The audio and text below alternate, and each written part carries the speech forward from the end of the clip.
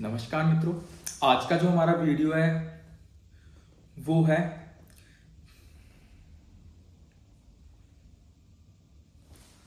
नमस्कार मित्रों, आज का जो हमारा वीडियो है वो है कर्म और प्रारब्ध के ऊपर।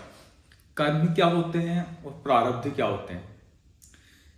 अब जैसे देखिए, हमें साथ कुछ घटना घट रही है, ये हमारे प्रारब्ध है।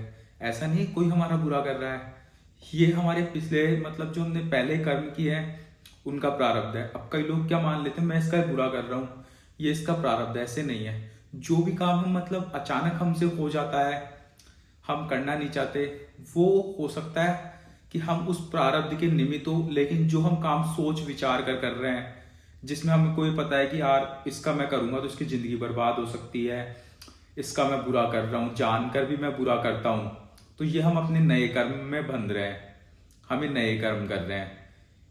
और प्रारब्ध का बात ऐसी है, हमारे जो कर्म है उनका हमें फल मिलता है, वो प्रारब्ध है। अब कई बार हम सोचते हैं यार मैंने उसके साथ ये गलत कर दिया, तो भूल जाइए, मत सोचिए। जो हो गया सो हो गया, पहले के बारे में सोचने का कोई मतलब नहीं है।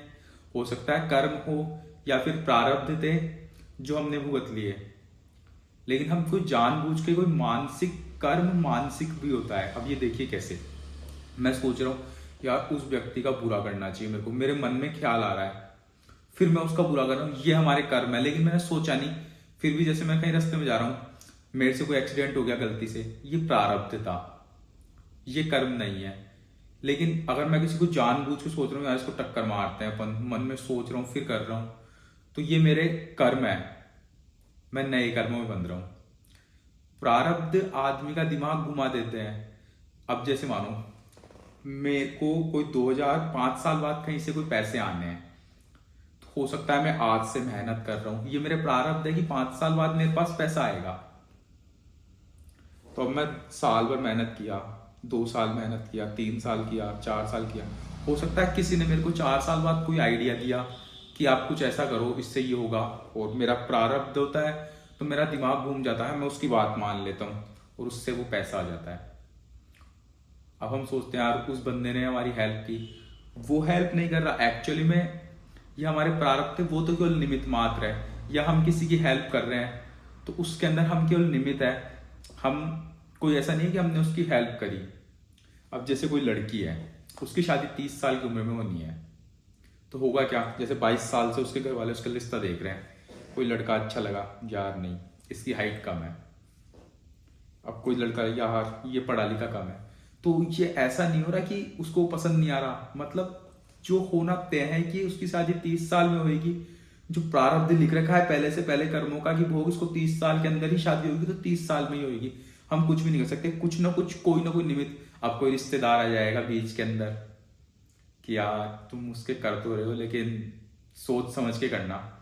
अब वो रिश्तेदार तो ऐसे बोल के चल जाएगा, लेकिन सामने वाला, फिर हमको इस बात का पता पड़ेगा, हम सोचेंगे यार कि ये तो आदमी सही नहीं है, इसने तो हमारे साथ बुरा किया। भाई उसने कुछ भी बुरा नहीं किया, ये हमारे प्रारब्ध थे कि अभी हमारी शादी नहीं होनी, वो तो केवल निमित्त बना है। हमें जो भी कुछ दंड मिल रहा है, हमारे साथ जो कुछ बुरा हो रहा है, जो अच्छा हो रहा है, वो हमारे ही कर्मों का फल है। ऐसा नहीं कि किसने हमारे साथ बुरा किया है, ये हमने ही, हमारे जो कर्मों का फल है वो हमारे को भुगतना पड़ेगा। अब लोग बोलेंगे कि मैं किसी के साथ बुरा कर रहा हूं, तो वो भी तो हो सकता है उसका प्रारब्ध हो। अरे हाँ, हो सकता है अगले का प्रारब्ध हो, लेकिन तुम्हारे तो कर्म हो गए ना, तुमने तो नए कर्म लिख लिए अपने लिए। अब तुम्हारे से गलती से कोई हो जाता है, तुम कुछ करना नहीं चाहते, फिर वो एक अलग बात है।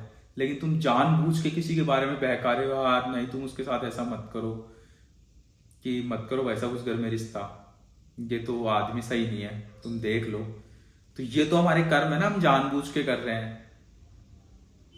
अगर गलती से हमारे किसी से कुछ बात निकल जाती है, गलती से कुछ हो जाता है, तो वो मान सकते हैं प्रारब्ध है। लेकिन जानबूझ के जो हम कर्म कर रहे हैं वो कैसे प्रारब्ध हुए। लेकिन ये ध्यान रखो, हमारे साथ जो कुछ हो रहा है उसके लिए कोई दोषी नहीं है, हम खुद दोषी है। हमने किसी लड़की का रिश्ता तोड़वाया या फिर किसी लड़के का रिश्ता तोड़वाया, उसके अंदर अगले का प्रारब्ध था कि इसका रिश्ता टूटना है, लेकिन हमने हमारी वजह से टूटा, हमने कुछ कर्म किया, तो वो तो हमारे कर्म है, वो प्रारब्ध अगले का था जिसका फल अगले को मिला, लेकिन उसमें कर्म तो हमने गलत किया ना। हम तो बंधे हैं हमारे कर्म से, वो तो अपने प्रारब्ध से मुक्त हो गया। देखो, आज से सबको एक बात मान लेनी है, सबको एक चीज जान लेना है, सबको एक बात लिखनी है, रोज सुबह बोलना है आईने के सामने खड़े होके कि मेरे साथ जो कुछ गलत हुआ या मेरे साथ जो कुछ हुआ वो मेरे ही पिछले जन्मों के प्रारब्ध थे या पिछले कर्मों के प्रारब्ध थे।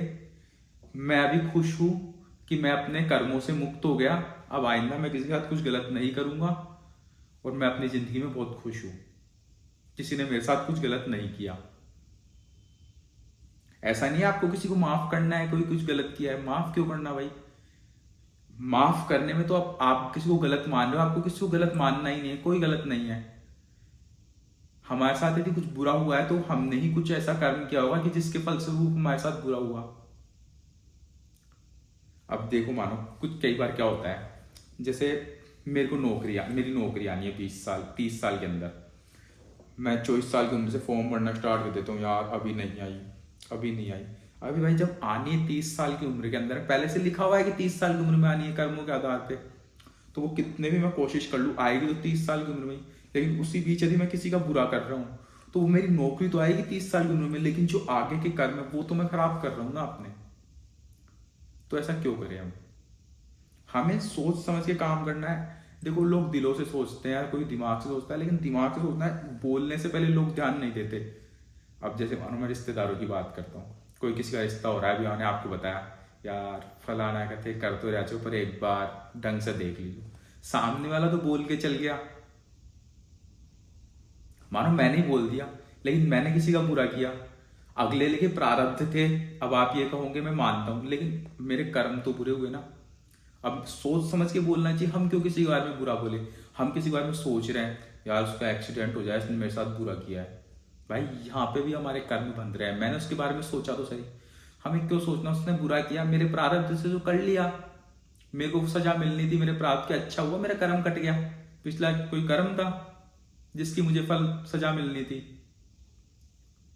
देखो, जो जिस टाइम पे जब होना जो लिखा है वो होके रहेगा, और जब जो होना है तो तभी होएगा। उससे पहले आप कभी भी कर लो, प्रारब्ध का फल जिस समय मिलना है उस समय मिलकर रहेगा। अब कोई कभी कोई निमित्त बन जाता है। हम सोचते हैं यार मैं 10 साल से मेहनत कर रहा था, लेकिन ये बंदा आया और उसने मेरे को बात बताई और उससे मेरे को मेरा एक काम हो गया। भाई वो निमित्त है, ये प्रारब्ध था कि इस समय आपको ये फल मिलेगा, तो कोई ना कोई आएगा निमित्त बनकर और आपका वो काम हो जाएगा। आप भी निमित्त बन सकते हो। अब आप निमित्त बन सकते हो यदि आप मानसिक सोचोगे। अब कर्मों से मुक्त होने का उपाय क्या है? जो हो रहा है वो होने दो, आप उसके अंदर रोक टोक मत करो। यदि आप अपना दिमाग से लगा के किसी का बुरा करोगे तो वो कर्म में आप बंद होंगे। और आप यदि किसी का अच्छा कर रहे हो, सोच रहे हो कि मैंने यार इसका भला किया, भाई तुम निमित्त हो। अगर तुम सोच रहे हो तुम कर्मों में बंध रहे हो। अगर तुम तुम्हारे द्वारा किसी का भला भी हो रहा है तो तुम सोचो यार इसका भला होना था, मैंने कुछ भी नहीं किया, भाई मैं तो करने वाला भगवान है, इसके कर्मों की वजह से हुआ है, अपन तो क्या, अपन तो निमित्त है। तो आप कर्मों में नहीं बंध होंगे। अगर हमें मुक्त होना है, इस संसार से मुक्ति पानी है, तो हमें कर्म बंधन से तो मुक्त होना पड़ेगा। मैंने आपको पिछले वीडियो में बताया था कि हमें अपने आप को आत्मा मानना है, और जो कर्म हो रहा है वो शरीर से हो रहा है। हमारा आत्मा का काम क्या है? शरीर को चेतन रखना। जो दैनिक कर्म है, जो जिससे शरीर जिए वो करने हैं, लेकिन किसी का बुरा नहीं करना, सोचना भी नहीं है। हाँ, किसी का भला करने की हो तो वो करना है, और वो भी ये सोचना है कि हम नहीं कर रहे, भाई इस शरीर का कर्म है, हम तो निमित्त है, करने वाला भगवान है। राजा हरिश्चंद्र की आपको बात बताता हूँ। राजा हरिश्चंद्र बहुत बड़े दानी थे। जब वो किसी को दानी देते थे ना, तो वो अपनी नजरें झुका लेते थे। लोग उसे पूछते थे क्यों भाई तुम दानी हो फिर भी दान देते हो, फिर भी नजरें झुका लेते हो? तब राजा हरिश्चंद्र ने बहुत बड़ी बात की थी, भाई देने वाला भगवान है, लेने वाला सामने वाला है, मैं तो मात्र निमित्त हूं, और सामने वाला सोच रहा है मैं दे रहा हूं, इसलिए मुझे लज्जा आती है कि मैं दे नहीं रहा, फिर भी मेरे पर ये मतलब सामने वाला मेरा एहसान मान रहा है। तो ये तो गलत बात है, क्योंकि देने वाला तो मैं हूं ही नहीं, भगवान है, मैं तो मात्र निमित्त हूं। लेकिन हम बुरा करते समय नहीं सोच सकते। बुरा करते समय अगर आप ये सोचने की सोचो कि मैं तो निमित्त हूं, ऐसा भाव कभी नहीं आएगा। यदि आपके मन में भाव आ जाएगा ना मैं तो मात्र निमित्त हूं, करने वाला भगवान है, हो रहा है जिसका, तो आप किसी का बुरा नहीं करोगे। क्यों? क्योंकि आप मन में ध्यान रखोगे भगवान आपको बुरा करने के लिए निमित्त नहीं बनाए। हम भगवान से प्रार्थना तो करेंगे ना। मैंने आपको बताया था अध्यात्म और भक्ति का अंतर मैं बताऊंगा, तो मैं बता रहा हूं आपको। देखो, अध्यात्म के अंदर भाव होता है अहम का, मतलब कि मैं ही ब्रह्म हूं। ब्रह्म मतलब जो भगवान का अंश होता है ना, जो ब्रह्म है, पर ब्रह्म है, जो आजन्मा है, उसी के हम आत्मा, उसी का एक तत्व, एक छोटा सा अंश है, नगण्य बराबर, लेकिन है तो सही। उसमें भाव होता है मैं ही पर ब्रह्म हूं। लेकिन भक्ति में ऐसा भाव नहीं होता।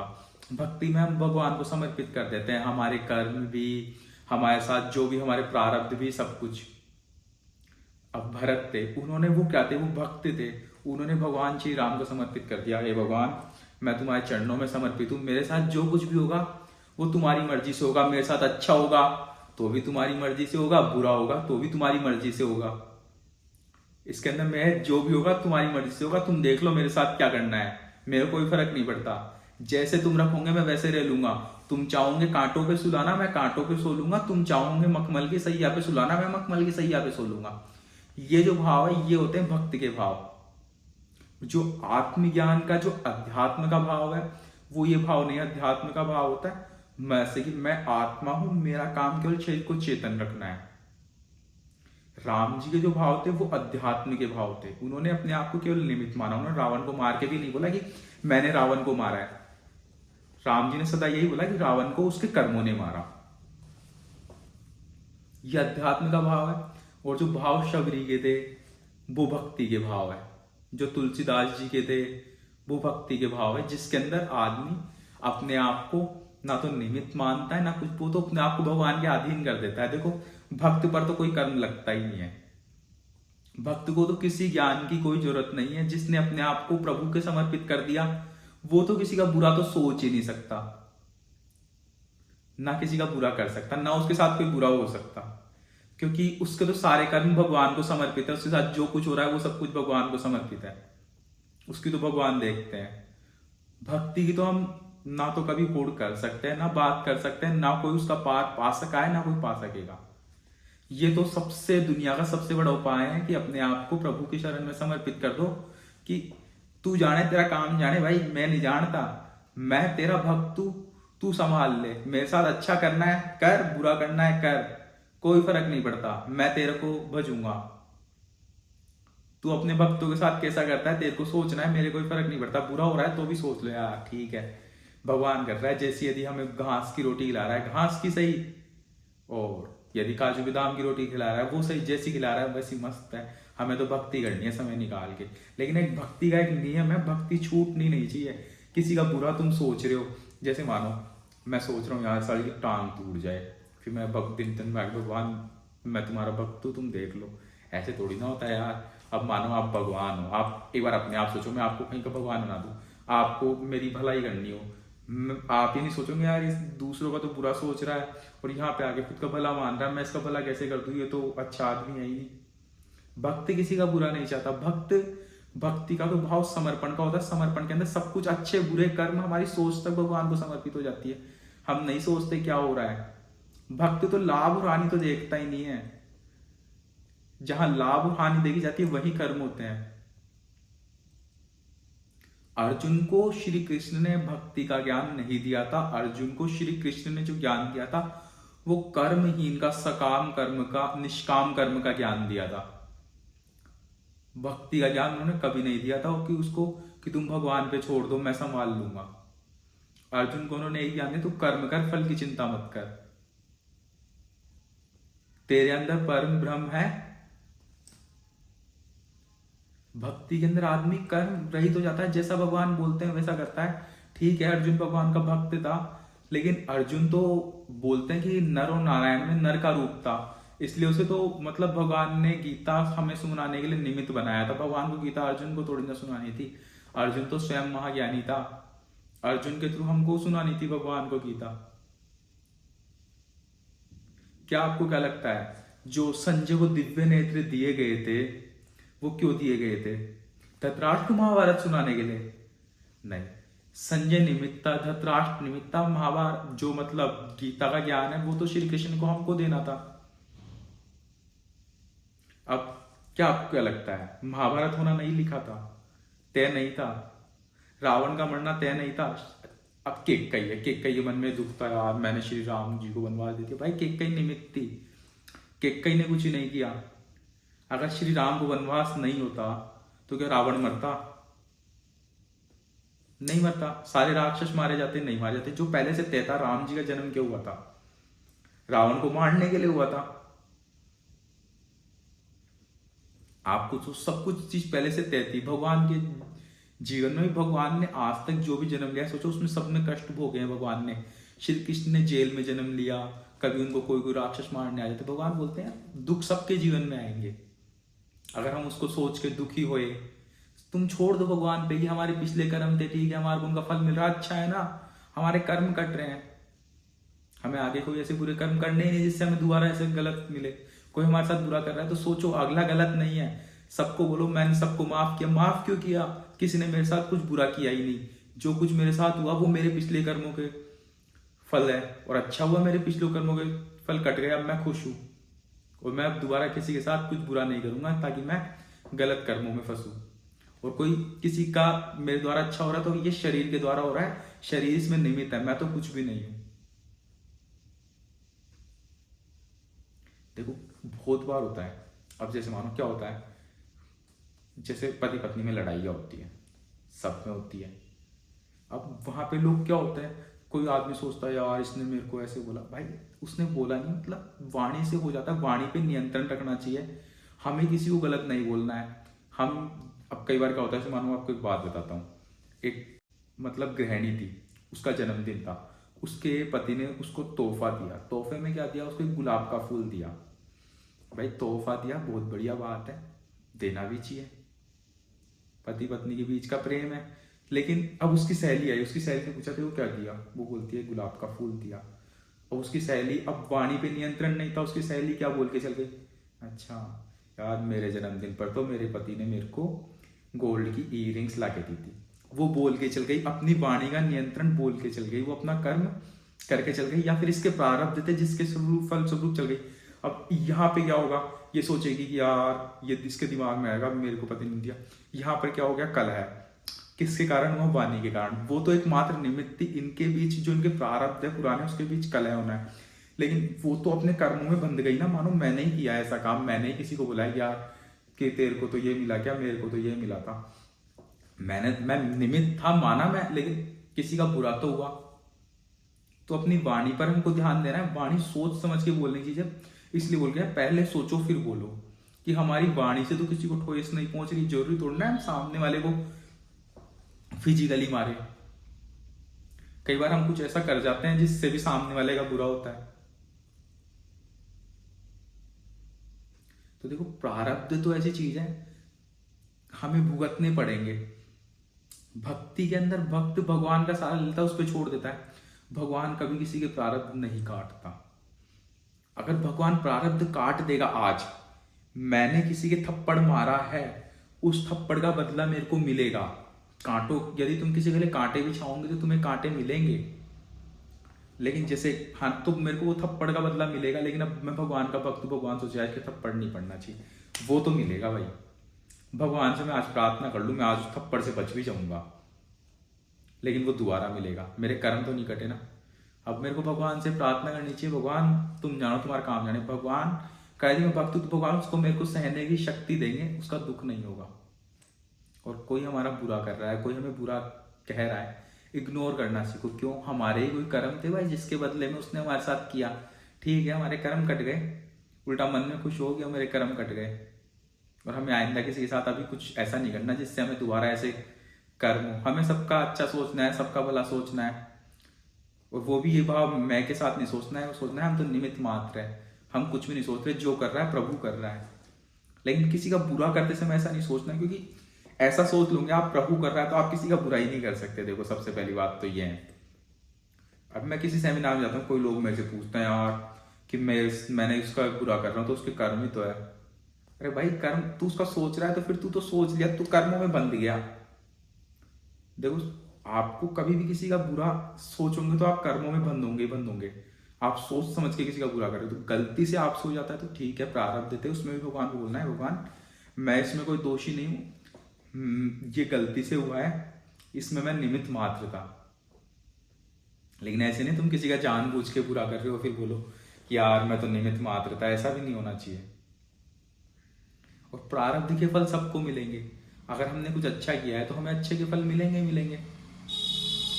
कई बार क्या होता है, किसी के साथ बहुत अच्छा हो रहा था, बहुत बेकार आदमी था, रावण था, बहुत बुरा आदमी था, चाहे जिसके साथ बुरा करता था, चाहे जहाँ ऋषि मुनियों को मार के खा जाते थे, फिर उसका कोई कुछ नहीं बिगाड़ पाता था। इंद्र को बंधक बना लिया, सब कुछ कर लिया।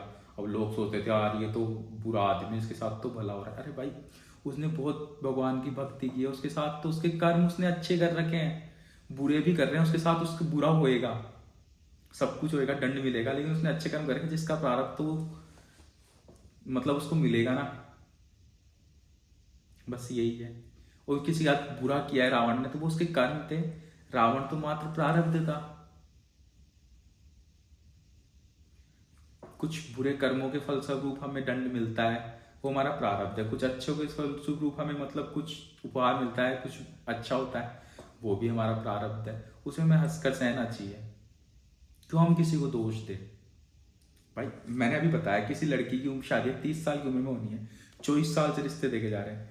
कोई लड़का यार इसकी तो हाइट कम है, नहीं ये तो कम पढ़ा लिखा है, फिर दूसरा आएगा फिर रिजेक्ट कर देगा, कोई रिश्तेदार के बीच में उंगली कर देगा। अब हम सोचेंगे कि यार ये क्या, ये तो मतलब गलत सलत हो रहा है, मतलब कि घर वाले भी साथ छोड़ देंगे, भाई इसकी तो आदत है। भाई साथ मत छोड़ो, तय उसकी शादी 30 साल की उम्र में होगी तो वो 30 साल की उम्र में, 30 साल की उम्र में कुछ ऐसे होगा कि कोई रिश्ता आएगा बढ़िया लगेगा, चटमंगनी पट गया, तब कोई चाहे फिर कोई रिश्तेदार आ गया हो, चाहे कुछ हो, यदि होना तय है वो जिससे होना तय है वो होके रहेगा। फिर चाहे तुम्हारे को हाइट कम लगो, फिर चाहे कम पढ़ा लिखा लगो, वो हो जाएगी। मैं आपको मेरी बात बताता हूँ। मैं एक रिश्ता देखने गया, मैं तो हमने मतलब वहाँ पे रिश्ता देखा, अच्छा लगा। मेरी बहन है, उसने बोला यार नहीं शुभम कि ये लड़की तेरे लायक नहीं है, तू अपने आप को देख, तेरा स्टैंडर्ड देख, इसका स्टैंडर्ड तेरे बराबर का नहीं है ना। अपन अपने अच्छे स्टैंडर्ड की लड़की देखेंगे। भाई उसका मैंने रिश्ता नहीं किया, उसमें मेरी बहन क्या बनी, उस रिश्ते को छुड़ाने के लिए मात्र निमित्त बनी। बाद में मैंने सोचा, बाद में मैंने देखा उस लड़की की शादी हो गई, उसके अच्छे मतलब घर परिवार हो गए, उसके बच्चे भी हो गए। मैं सोचा यार काश मैं कर लेता। भाई दुख नहीं देना, मेरे उसके साथ लिखा ही नहीं था, ये प्रारब्ध है, पहले से लिखा हुआ है कि उसके साथ शादी नहीं होनी। मैं दुखी क्यों, मैं अपनी बहन के लिए सोचा यार इसकी वजह से। भाई वो बहन वजह नहीं थी, वो मेरा प्रारब्ध था, वो तो मात्र निमित्त बनी है। इसलिए ऐसा मत सोचो कि उसकी वजह से ये हो गया। अब कई लोगों को जैसे मेरे कोई वीडियो है, वीडियो मिलता है, अब जिसके आयदी आपके मतलब ये लिखा होगा कि आज प्रारब्ध आपका आज देखोगे तो आप आज देखोगे, लिखा है 1 महीने बाद देखोगे तो 1 महीने बाद देखोगे। कई लोग बोलते हैं यार वैसे आपसे मिलकर मतलब हमारे जो दिमाग की टेंशन थी वो दूर हो गई, मैं बहुत दिनों से डिप्रेशन में था, मेरा डिप्रेशन दूर हो गया। भाई मेरी वजह से कुछ भी नहीं हुआ, मैं मात्र निमित्त हूँ, मैं निमित्त हूँ, मैं किसी का कोई भला नहीं कर रहा, भगवान ने मेरे को निमित्त बना के भेजा है। मैं भी किसी के वीडियो सुना, मैं भी कभी डिप्रेशन में था, फिर मैं डिप्रेशन से निकला, फिर मुझे लगा कि यार बहुत सारे लोग डिप्रेशन में हैं, भगवान ने मेरे को निमित्त बनाया, फिर मैं अब जन प्रेरणा का काम कर रहा हूँ। बाकी मेरा और कोई उद्देश्य नहीं है वीडियो बनाने का, मैं बस यही चाहता हूँ कि कोई डिप्रेशन में नहीं रहे, जो सत्य ज्ञान है वो सभी को जिस प्रकार मेरे को मिला मैं उसको आगे तक पहुँचाऊँ। अभी क्या होता है, जैसे मानो मेरी बहन की बात बताता हूँ मैं। अब चलो हम कभी शादी करते हैं भाई, कोई लड़का है उसकी 2000 रुपये सैलरी होती है, वो शादी करता है, वो सोचता है यार मेरी 2000 3000 5000 रुपये सैलरी है, मैं कैसे परिवार चलाऊंगा। भाई तुम मत सोचो, सब अपने कर्मों का सबको मिलता है, तुम किसी को नहीं पाल रहे। भाई तुम खुद को नहीं पाल सकते यार, खुद में दम है तो पाल के बता दो। वो पाल रहा है, पालने वाले हम कौन होते हैं, जो आएगी उसको वो पालेगा। अब मेरी सिस्टर थी, है ना, ऐसे नहीं बोल रहा वो अपने मतलब घर वालों को पालती, बात बता रहा हूँ। वो गवर्नमेंट जॉब की तैयारी कर रही थी, ठीक है, कर रही थी तैयारी। हमने एक रिश्ता देखा उसके लिए, हमने बात करी, हमने रिश्ता तय किया और उसकी गवर्नमेंट जॉब आ गई। तो हम क्या सोचे, अब कई लोगों ने राय दिया यार तुम्हारी तो सिस्टर की गवर्नमेंट जॉब है, तुम क्यों मतलब वहाँ शादी कर रहे हो। अरे भाई ऐसा नहीं है यार, अगले की प्रारब्ध हो सकता है कि अगले के कर्मों की वजह से आया हो, अगले के उस बंदे के गवर्नमेंट जॉब वाली पत्नी का योग हो, इस वजह से हमारी बहन की नौकरी आई हो। अगले के भी तो प्रारब्ध हो सकते हैं। मेरी बहन मात्र निमित्त हो, कोई किसी को खर्चा नहीं उठाता, कोई किसी का किससे कुछ भी नहीं है भाई, सबका अपने है। और कितनी करोड़ों की धन संपत्ति, कोई सोचा इसके बाद इतनी संपत्ति है, इसको विरासत में मिली, भाई वो विरासत में मिली, विरासत में ही छोड़ जाते हैं लोग। जो काम आपने, जो आपके पास धन है आपने पुण्य में लगा दिया, वो आपका है, बाकी कुछ भी नहीं है। बाकी आपको विरासत में मिली है, विरासत में छोड़ जाओगे, वो क्या था आपका, कुछ भी नहीं है।